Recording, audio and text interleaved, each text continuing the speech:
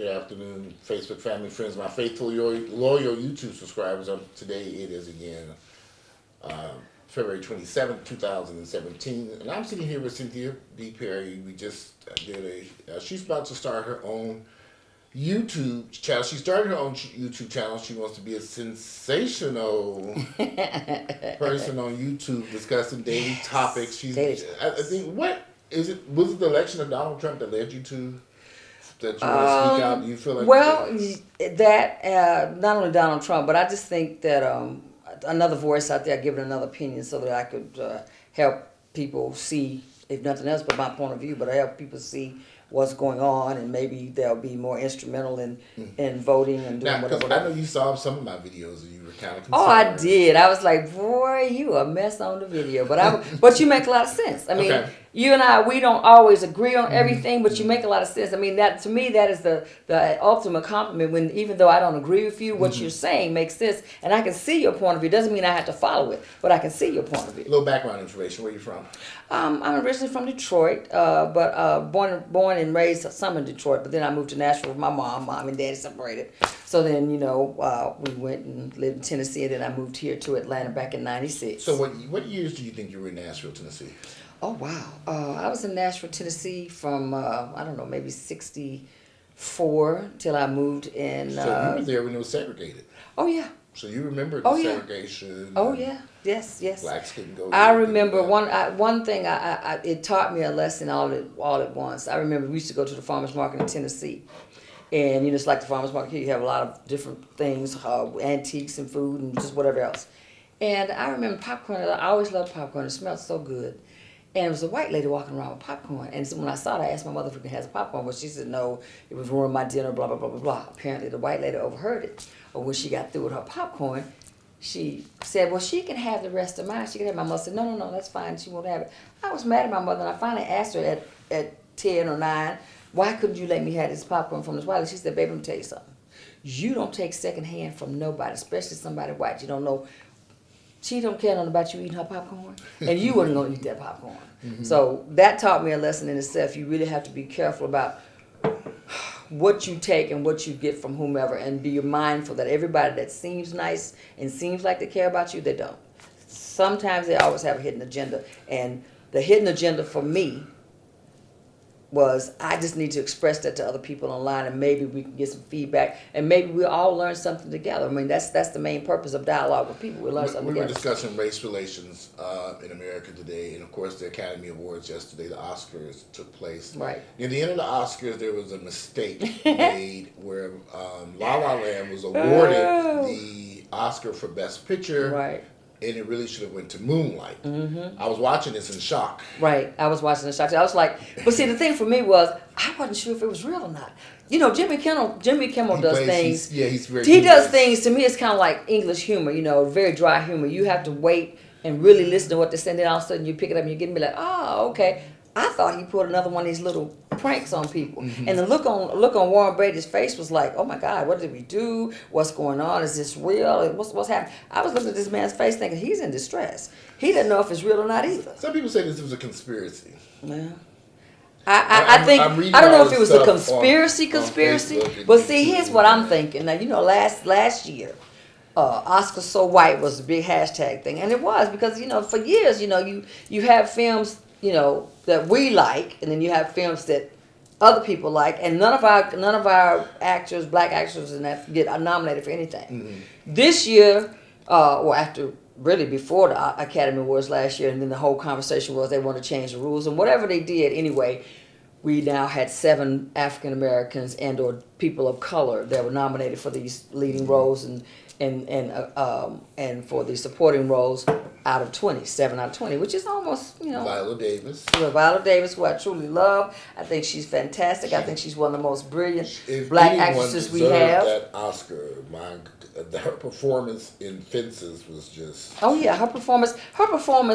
I've watched her for a lot of years, and even back when she won Best Supporting Actress. Yes, she won Best Supporting Actress, and she has been for years. I think she's been a very great actress. I loved her in The Help. I loved her in Doubt. I don't know if any of you saw Doubt, but it was a great story, a great movie, Doubt.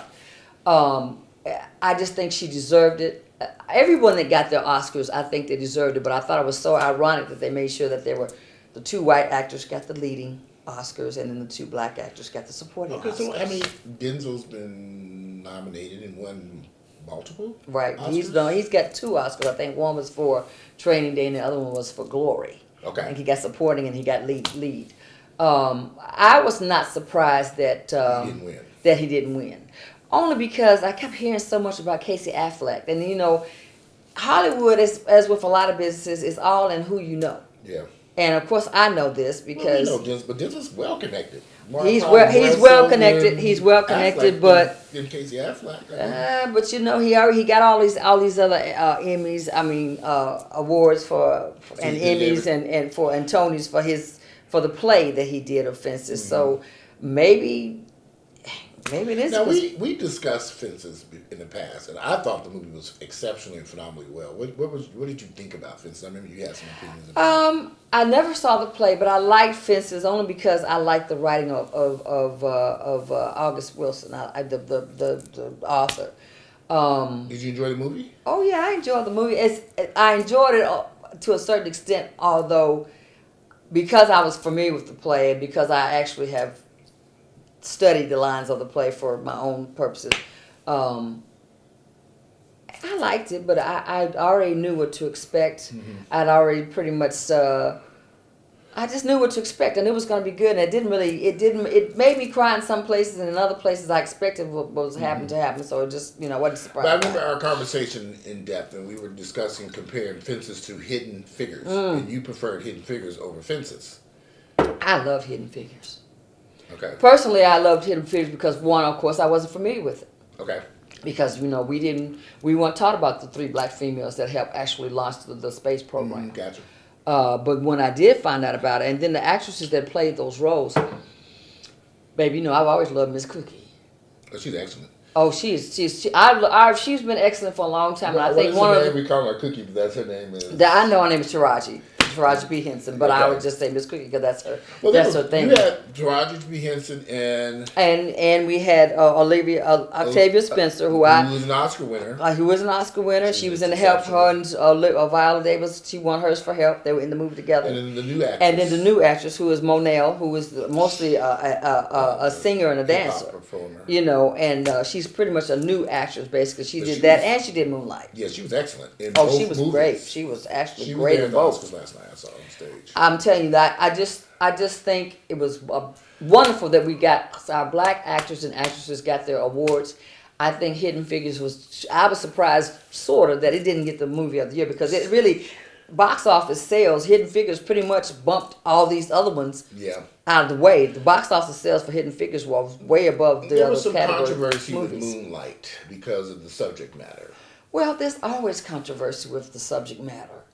Black, gay. Black and gay together is coming of age film and about a young man who was discovering himself, and the discovery that was that he was a gay man. Are black folks ready for these types of movies in our own genre in the black community? Because there's a lot of people. Because although the movie is done well at award ceremonies, the Oscars, the Academy Awards, what's the other one before? You talking about the Tonys or Emmys? The Emmys, yeah. Black folks in particular have a problem with this movie. Yeah, and that.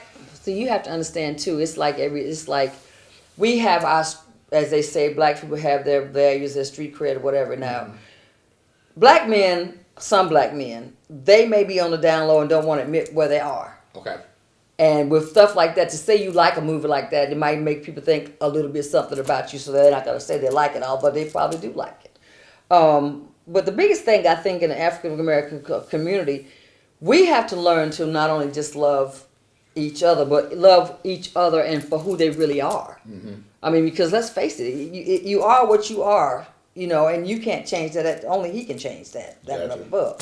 So I think black people have had an issue with that because it's been so stigmatized. But I would think they've gotten over it by now. I mean, Lord knows you go to LA or wherever else, there's enough power running around for everybody. Well, some black folks are really against a film They're saying that they're glamorizing it and they're condoning it or whatever. I don't think it's a matter of glamorization or condoning. It's just simply giving it to you in your face what really is and what really happens in life. And that's life like everything else.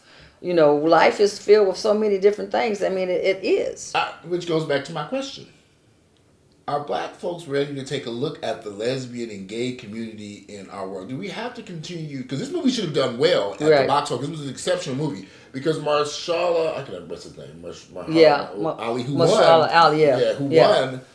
And the other actors of the movie was phenomenal. Well, that's what I'm saying. You know, they don't. This movie. They're so afraid of what the public is going to say about them. And yes, it's a movie, but you know what they say: if you like your bread butter on that side, it might mean that you got something else going on, and they don't want everybody to know it. So, if you go see a movie about Star Trek and Martians and aliens and stuff like that, we are a funny set of people. We have our little quirks about a lot of different things. And to me, if it's something that you like, it's something that you like. And so be it. That's you. And people have to learn to admit to themselves and to the world around them that you are who you are.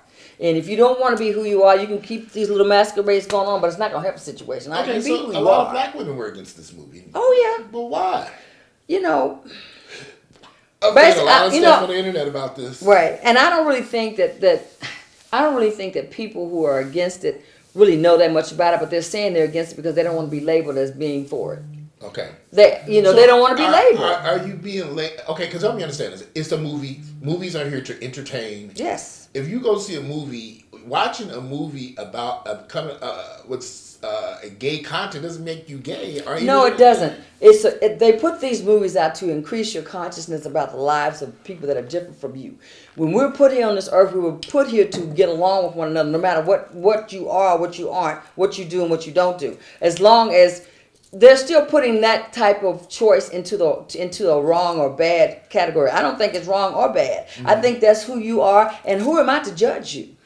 Do what you want to do. Be who you are. You do you. Because I'm going to do me. Okay, is this just a form of ignorance that black folks are having a difficult time dealing with? This is ignorance. It is ignorance to a certain degree, but then again, we do live in the Bible Belt in the South. But this is all over the United States. Well, I mean, this movie should have done well in places like Chicago, New York, Washington, D.C. It should have done well, and I'm but sorry that it suffered didn't. At the box office. I'm sorry that. Well, one thing too, it wasn't shown and put in as many screens as some of the mainstream movies because this is an indie film, so they didn't really get as many screens as some of the other movies. Wide release at one point. It was they slowly kind of didn't expand. But you can put it out in a wide release, but only leave it there for 3 or 4 days, as opposed to putting it out in wide release and leave it there for 2 or 3 weeks.